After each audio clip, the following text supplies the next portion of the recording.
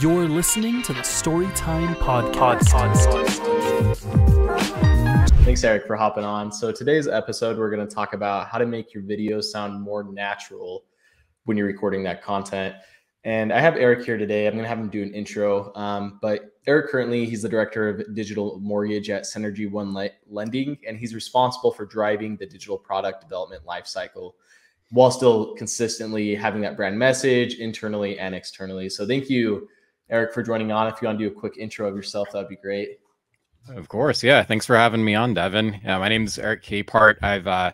I'm a marketing and consumer experience professional in the mortgage industry. Been at it for several years at this point, wearing a lot of different hats. And that's kind of been a real benefit for me because I've gotten to experience what it's like from every angle of the consumer experience, from the loan officer side. I'm not a loan officer myself, but having heavily engaged with loan officers one-on-one, real estate agent side, consumer side. So really helping drive home what that experience is like and leveraging things like video in that process. So definitely a lot of experience on the video front. I've helped, probably hundreds at this point of both loan officers and real estate agents create video content for themselves, both for just standard business practices as well as marketing content.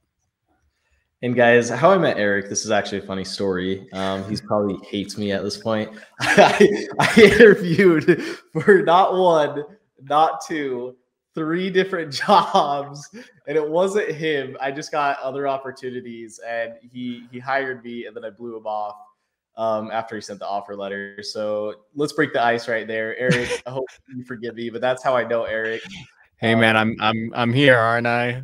I feel like we know each other just like more than anything else, and just from those interviews. Because oh man, I'm sorry about that, but there's a fun story, guys. Hey, I mean, in all honesty, though, the fact that your name has popped up multiple times over in across different companies, for that matter, is a testament to your social media presence and how active you are. So I gotta, as kind of awkward of and simultaneously funny of a story that is, I gotta give you props. So appreciate that. So let's dive into it. Eric, about 3 years ago when I first met you, I know I was recording video. I think that's when you started recording video to yourself, right? It was about 3 years ago. Somewhere in that ballpark. Yeah. I mean, I've been doing video for other people for way longer than that, but that's really when I first kind of stepped up in and started creating my own content for social. Yeah. Okay, awesome. And one of the things, so this is actually a funny story too, and I bet you have a similar story. I was telling these loan officers to record video content, and one loan officer called me out in particular and said, "Devin, why don't you try it yourself? It's harder than it looks."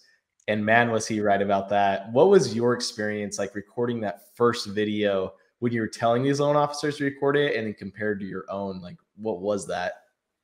Yeah, I mean, it was kind of a similar experience for me that it was for you. I didn't necessarily have anyone directly call me out, but it was more of me calling myself out, because in the same experience, I was doing all of these videos for loan officers, for real estate agents, and I would see all of the different personas of people who get up there on camera.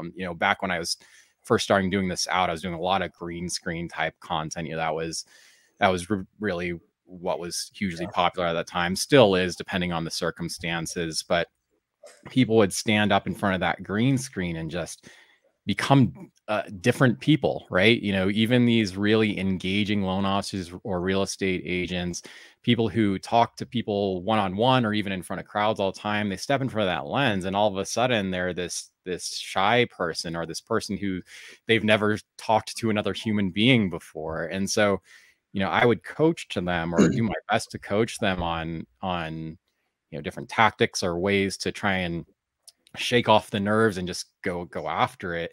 And so at a certain point, I kind of had to take a step back and say, I'm telling people all these things.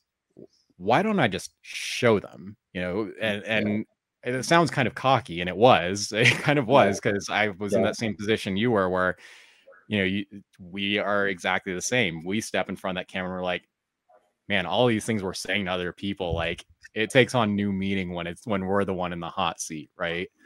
But I think back to even like taking it way back, way before I was even in a professional of any kind, thinking like high school days, right? I think about videos just I was in with like my youth group and stuff like that, where I was like on camera. And I remember even a specific instance, because it was with my youth group back in the day. I was in this video and I was doing a portrayal of my youth leader at the time, and I was visibly shaking on camera because I was just so nervous, Oh, man. even though it was a joke. And so, yeah, you're absolutely right, man. I think everybody's going to encounter that when they first take their step into video. And that's why so many people are afraid to even take that first step, whether they admit it or not, right?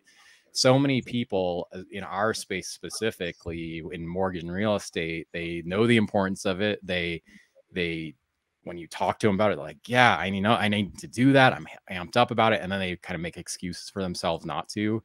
And when we really kind of, dig in at ourselves, we realize that's why, we're all nervous. We're all afraid to take that step. So it's funny that you mentioned the cockiness, because I thought the same thing. Like, these guys, like, come on, let's just get it done. And then I did it not like 10 takes later. I'm kind of happy with it. Not really. You're never going to watch it again. So I love that you mentioned that. And I think one thing, this is another funny story. Before we started recording this episode, I started the podcast and I didn't feel like myself. And Eric was even laughing at me, like, who's this guy sitting up straight, putting on this fake voice? Like, oh yeah, I totally did that. I'm going to call myself out on there. But after I took a second and I realized what I was doing, it made the videos seem a little bit better the second time. Eric, what do you think? Do you feel like the second round, the intro went better? Oh, 100%. Yeah. And I think that's always going to happen too. I think we all need that practice round. Yeah. And I think, so one thing that I've realized, like, this is a good tip and tactic to take away. And Eric, I'd love to hear from you too. When I start recording content myself, or when I help loan officers or real estate agents, I have them record a practice video, because that's going to be the hardest video. And I don't tell them it's a practice video and then say, hey, I want you to think about how that video went. What do you want to change? It doesn't matter how long you record video. It's just like basketball or any sport. You need to warm up before the game, or you're going to get shaky and you're going to be frazzled. So Eric, do you have any experience with that, or points or tactics that someone could do to help be comfortable after that warm-up round? Yeah, I mean, I think the warm-up round is really important, and it kind of depends on how you frame your mindset around that warm-up round too. One that you kind of mentioned that you've done this in the past as well, is the exact tactic that I've done countless times when I'm recording other people. Is I'll actually record that practice round, whether I tell them I recorded or not. Kind of depends on the person and the situation, because sometimes that practice round ends up being really useful footage, especially if it's a situation, if it's a type of video where you can kind of cut different pieces of different takes together. I see this with myself all the time, and a lot of the content that I put out there on social media, a lot of times I'll use a substantial portion of that practice round or of the first take I do, but I'll clip here and there where it makes sense and feels natural to do so. But I think the important takeaway for, the concept of a practice round is just that: have the practice round in some form or another. Read, if you are scripting out content, or whether you are kind of coming up with it on the fly, whichever is more comfortable for you, it doesn't matter. Go through it aloud first, just like you are going to do on camera, even if that's sitting at your desk as you're kind of jotting down your notes about what that content's going to be. The important factor here, and this is something that kind of took a little bit of practice for myself, is read it aloud. Because when you write content and when you speak content, your voice is significantly different. And a lot of people don't realize that at first. I didn't realize it at first until, I would do some scripted content where I would fully write out a script. And then as I'm saying it aloud, as I'm speaking it, I'm like, I sound awkward. I sound uptight. That's not who I am. And I came to realize, when I write content, when I send emails, anything like that, I'm a lot more formal than when I speak aloud. And so as soon as I start trying to speak in that written voice aloud, I do sound unnatural. I sound forced. And that's where a lot of people kind of fall into this practice of sounding forced when they're on camera, is because of that exact fact. Their voices are different. And so when they're thinking about the content, they're thinking about it in one voice. When they're delivering it, they're trying to force themselves into that same voice, and it just doesn't work. Yeah, dang, that was actually a good takeaway for myself, because I do forget, like, we act completely different than we do writing emails and we do in a recording video. And I think that helps a bunch. Like, make sure you read those aloud. And something that we preach, I want to hear your opinion on this, is scripts are great, like written scripts. But what we suggest, and Eric, again, I want to hear from you, is we have you write out your intro and then some bullet points you want to talk about and then your outro. And we feel like that makes you sound more natural, because then you're not trying to focus on the script and look at it and go back. But instead you have these bullet points that you can throw a sticky note on your phone, so it still looks like you're looking at the camera, but you know what you want to talk about. What is your opinion on that? Because honestly, like, I have no idea, so it'd be cool to hear. I think that's a great tactic, honestly. So I would be a hypocrite to say that I follow that tactic myself, but the big caveat here is it really depends on your level of comfort and how experienced you are with delivering content, either off the cuff or with scripted content. So I'll break this into kind of two pieces, because I don't want to get away from your recommendation, because it's a really good one, right? Yeah. So thinking through your recommendation of intro, bullet points, outro, what makes that recommendation so solid is the intro and outro piece. A lot of people automatically, when they think about doing video, most people will either jump to one extreme or the other. They'll say, I am going to script it out, I'm going to have it in front of me, I'm going to memorize it. A lot of people say I'm going to memorize it, and then they don't, because nobody can memorize it word for word a script. Or they jump to the extreme of saying, I'm just going to list bullet points and just go off that, and I'm just going to kind of make it up as I go along. And especially when you're first starting out, you're setting up yourself for disaster either direction you go. So your recommendation is meeting in the middle.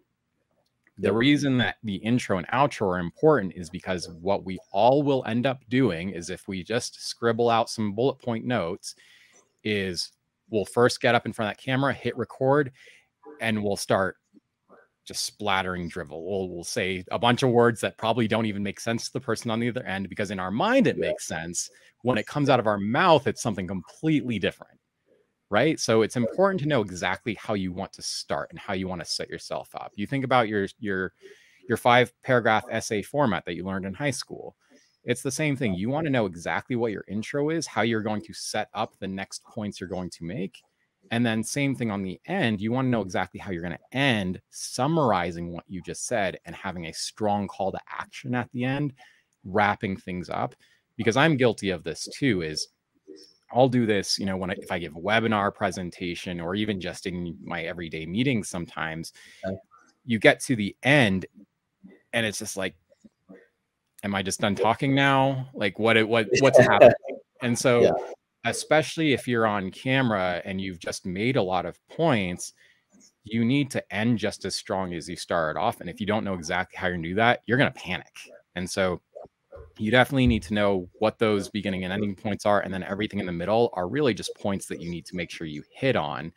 But how you get there is kind of up to you and somewhat in the moment. And so going back to that kind of two directions you can take with that method or being strictly scripted, that how you get there really depends on your personality and your level of comfort too. Yeah. Because if you think about, how you deliver a speech, like I said, some people are really strong speech givers. Some people publicly speak all the time, but again, it's a different scenario when you get in front of the camera. And so if you are perfectly comfortable knowing, hey, I need to touch on this point right here, as I'm speaking, I'm going to figure out how to get there and it's going to sound great. Awesome. Go for it. A lot of people aren't going to be in that category right away. Now, on the flip side, with having something completely scripted out, I'm at the point for myself where when I do video content, I'm giving myself away right now, because I hope I come across naturally enough in my video content online that doesn't sound like I'm just reading from script. But a lot of times I am. I'll be completely honest with you. I am reading from a teleprompter in a lot of my videos. It's content that I've scripted out. I've done exactly like I recommended. I've read it aloud numerous times off the page just to make sure that it sounds natural. I have memorized what those bullet points are. and I'm reading off a teleprompter. But the caveat I want to give to that, which I think is a really important point, regardless of what direction you go, is I am not chained to the script as it's coming up on the teleprompter. Yeah. Right. I've worked with a lot of the videos that I've done, particularly with real estate agents. A lot of them do like to have it scripted out. It gives them that comfort level knowing it's going to be fully scripted out. They don't have to think on the fly. That's great. But what happens a lot of the times when people first get into it is they're reading through the script, they fumble a word or transpose a word for something else, and they freeze. And they say, okay, let's cut it. Let's start from the beginning. For me, I transpose words. I change up what the format of the sentence is all the time. But if it makes sense, I just keep going, because again, how you wrote it on that page versus how you deliver it could be completely different feelings. You could emphasize a word differently than maybe you thought when you wrote it down. You could change one word for two words, but it's okay. Just keep going, because if it came out of you that way, then that is what's natural to you. Yeah, that's awesome. It kind of speaks volumes that I sent an agenda sheet before this, and I don't know a single word that I've gone through yet through that. We're just riffing off it. So I think like it speaks like have those bullet points. Also, I think something that happens a lot too is with videos, you always want to try to get a sell out of it, especially when you're posting on social. But like Eric, it's like if I went to you at a networking event and every 10 minutes I'm like, hey, by the way, sign up for a story. Like you're going to kind of get annoyed at me if you never met me, right? Yeah. But if I went out of the approach and I try to educate Eric, like, hey, like, what do you do, Devin? Well, we do this. This is how you can make your video better. It's going to be a completely different conversation. How have you helped your loan officers and real estate agents try not to sound too salesy while still educating so people can benefit from those videos without feeling that way? Well, you and I, I think the premise of your organization, we follow the same kind of mantra of being the guide, right? Being the guide for our consumers and helping them succeed within their journey. And in doing so, we provide the value that is going to keep us top of mind too. I think it's the same thing as your analogy of a networking event. You could relate it to dating if you wanted to. You could relate it to a number of different types of interactions. If all you do is talk about yourself and how great you are, people are going to shut down, tune off. They're not going to pay attention to what you have to say after a few seconds of that. And so the opportunity we have with video is to engage people in a way that is going to really build up your personal brand. If you think about what the benefits of video content are, this really came to explosive light over the pandemic because of the fact that video was the only means of communication for a lot of people. By having a video presence, you get the opportunity to engage with people and have your visual presence and your personal presence known to them, even though you're not in the same location. You may have never met before. For social media content in particular, you might not even know who they are personally as an individual. You know who they are as your audience, but now they get to know who you are because you are right in front of them. So don't take that for granted. Take that as an opportunity to provide value back to them. So what we can do with video is really think about the scenario that your core audience is in. What is the problem that they are trying to solve? By providing them value within that content, throughout the content, giving them a plan, giving them a solution to the problem, the challenges that they're facing, you are going to be ingrained in their memory as the person who brought them to that win, to that, end goal. And so when the time comes for them to leverage whatever your product or service is, you're there. Honestly, there's not a whole lot of selling you need to do if you are truly establishing value by your content. Now, that's not to say you shouldn't be selling yourself somewhere in there. That's why I even mentioned with your recommendation of the intro, bullet points, outro, that outro should have a call to action. Yeah. Don't get me wrong. Yep. When you get to the end of that video, you should be giving them the next steps. And that's a tip that I would give for anybody creating video content. If you are struggling with kind of either feeling salesy, or maybe now that we're talking about it, you're looking back now and recognizing that you have been salesy within your content. Don't think of the meat of the content as a sales pitch. Think of it as a step-by-step guide that you are delivering to that end user. And guess what? Step 5 at the end of that video is, here's the next step in the process, which, yeah, that's going to be reaching out to me or leveraging my service, my product, whatever that may be for you personally, right? And so that makes it simple. If you think about any kind of list you've ended up on in terms of marketing, a lot of those have been, hey, give me your email, I'll send you this free guide. Similar concept, right? We're just proactively giving them the free guide by way of our content. Yeah, dude, I love that. Another thing that you mentioned too, as you mentioned something, I thought about it, and it was, when you're recording the video content, how can you make sure you're creating content that matters? Because it's like, when I was in the mortgage industry, every time I would see people like recording content, what is a mortgage loan? Everybody knows what a mortgage loan is. Nobody cares that you're recording that. So how can you record content that actually matters? And I have a tip, but Eric, I'd love to hear from you. Like, how do you decide what that content is? I mean, people tend to overthink content a lot of the times. You could look to somebody like Gary Vee, where it's everything is content, right? And that's kind of the extreme, right? You're not having a videographer follow you around 24/7 documenting your everyday life. But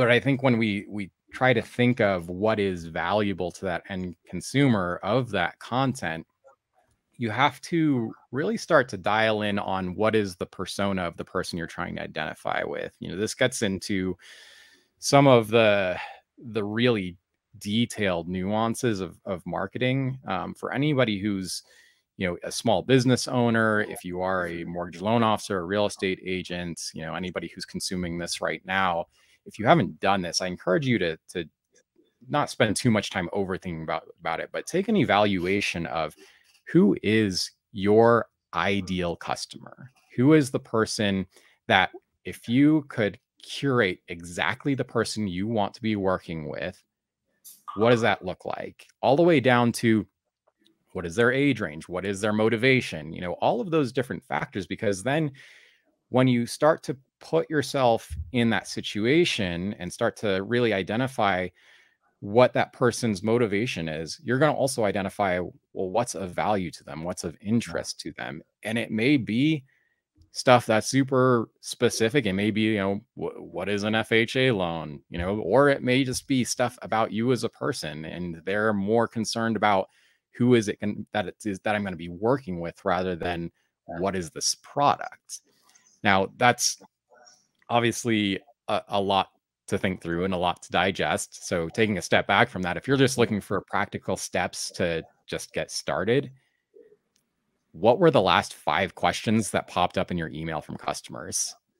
Yeah. Right. Start where you are. And hopefully those 5 customers are people that do match your ideal client. But if not, why not start there and then work your way towards the ideal client? Because then you are driving the outcome at that point. I'm kind of straying from your question a little bit here, but one thing that I want to point out is in terms of working with people who you want to work with, that's another huge benefit of leveraging video in your business model and how you're marketing yourself, because video will naturally showcase your personality, what your personal brand is. And the unfortunate fact of the situation, or what you might interpret as the unfortunate fact of the situation, I interpret as a fortunate fact, is that there are going to be people you're going to turn off, right? Yeah. There are some people that are going to see you on camera and say, I'm not vibing with that guy. Yeah. And that's okay. Because the exact opposite is going to happen with the people you want to be vibing with. And so you can actually drive the engagement that you want to drive and start attracting the people that you want to attract in that process. That's a golden nugget. That is a golden nugget right there, guys. And Eric, you mentioned it, or actually this was a tip I wanted to bring up as you think of like bringing up those last 5 questions you got. What I always suggest is like, you're the business owner, you're the real estate agent, you're the loan officer, get a notebook. Anytime someone calls you or asks a question, even if it's a small question that you think like everybody should know this, write it down, because if they're asking that question, then everybody's probably wondering that. So I think, Eric, something that I think you kind of have experienced this too. What I do is like, someone will ask, how do I post a story? And like, everybody knows how to do this. Like, I'm never going to talk about that, but it's like, no, some people out there don't know how to post to a story, or they don't know how to edit, like just these small things that I think everybody should know. So don't take that for granted. Like, write down those questions that you get, and I'd record content off that. But I mean, Eric has given us a bunch of golden nuggets. Thank you guys for everybody that attended. We are going to put up his website link, if we can throw that up there right now. And then while they're doing that, there you go. Eric, if there's a call to action or you want to ask someone to do something, what would that ask be from what you guys need? So for myself, I love engaging with other business professionals and helping you guys succeed. So definitely give me a follow-up on social media. I'm most active on LinkedIn, pretty active on Instagram as well. So yeah, definitely hit me up, give me a follow, and let's engage. Okay. And for Synergy, is there any goals you guys have this year that you want to call out to the audience? Oh man, so many. And so we'll definitely give Synergy One a follow as well. If you aren't following our weekly vlog this week today, hosted by our own Chase Majerus, definitely give that a follow. I would definitely encourage you to do that if you are in mortgage, real estate, or just interested in finance in general. It's a very short, to the point, weekly video content blog that's posted on all the social platforms. It's really funny and engaging. So definitely follow us there. We are going to definitely be expanding our digital experience even further than we already are. As the shirt says, we are the home of the modern mortgage experience. So we're always looking to enhance the consumer experience into one fluid journey. And we're actually expanding our footprint to really start to cover all of the consumer financial wellness journey. Definitely check out our new financial wellness app, S1 FinFit, which will allow you to actually monitor all aspects of personal finance, from your spending habits to your credit profile and beyond. So definitely check that out. That's awesome. Okay. Thanks, Eric. We appreciate it. And everybody have a great rest of your day. Thanks, man. Thanks for listening to this episode of the Storytime Podcast. Be sure to catch us next time to stay up to date with all the latest on content creation and social media. Also, subscribe to our trend reports at story.co/trend reports to get the latest trends in your inbox. We'll see you next time. Storytime Podcast.